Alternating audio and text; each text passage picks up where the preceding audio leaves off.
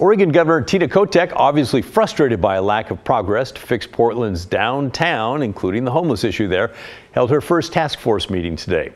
If you watched our earlier newscast, yes, you heard about this, but stick around because we do things very differently here on The Story.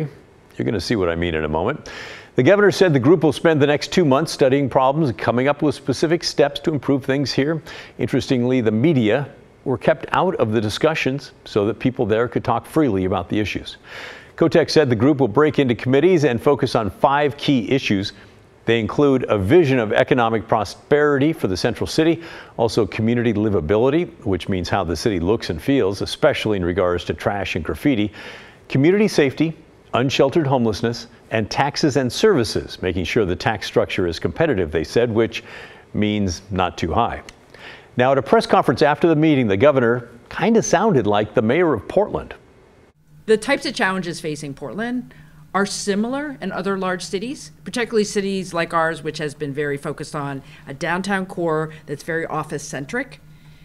The pandemic has changed that norm, and so we're trying to figure out what does that mean for us going forward.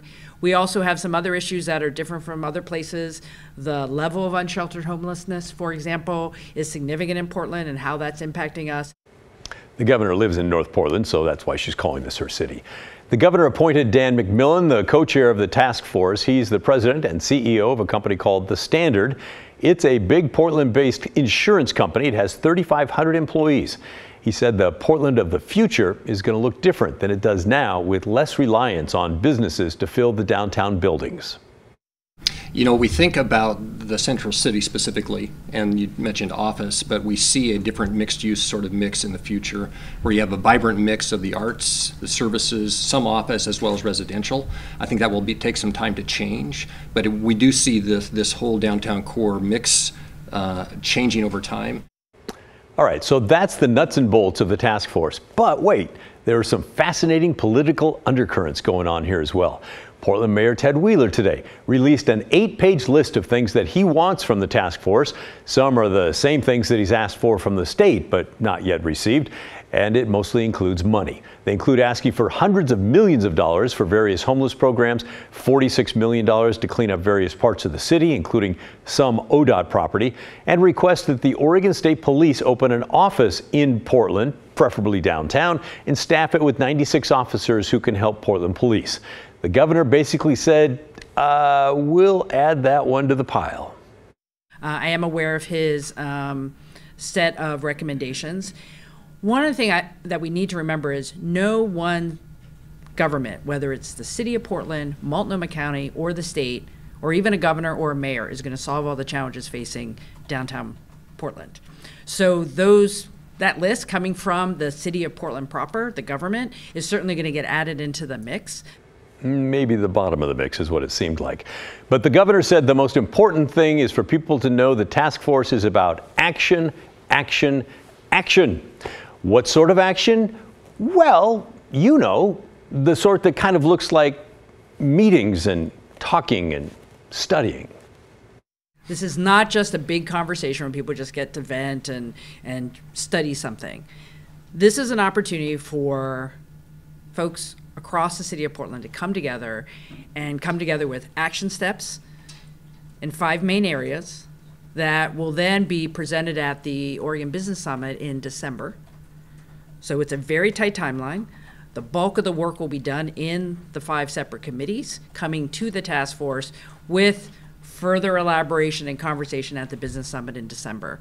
There's a sense of urgency in this group. We are here to make progress, build on good things that are happening, and be very clear that at this moment, we can't just talk about things, we have to do things and have very specific steps to make progress. Which sounds great. And yet, when our Blair Best asked what action we will see, Governor Kotek said, stay tuned. Right. Okay, here's my opinion on this. I hope that it works. I mean, I really do. The governor today said Portland is the economic engine for the state of Oregon. I'm not sure I agree with that. There are a few big companies in places like Beaverton and Hillsborough and elsewhere that are big parts of that engine as well. But for those of us who live near downtown or work downtown or love downtown, something needs to change to save the city that we love. The fact that the governor felt she had to convene this task force is amazing to me. And it's a political slap in the face to every elected leader in Portland and Multnomah County and even to the metro government. Take a look at the names on this list for the committee. It's a who's who of elected politicians in Oregon. And then there are special interest group leaders and some business people as well. But on the politicians, any one of them could have, should have, taken the reins of this before now to get more direct action on downtown. And credit where it's due. I think Governor Kotek stepping in shows some bold leadership that is needed.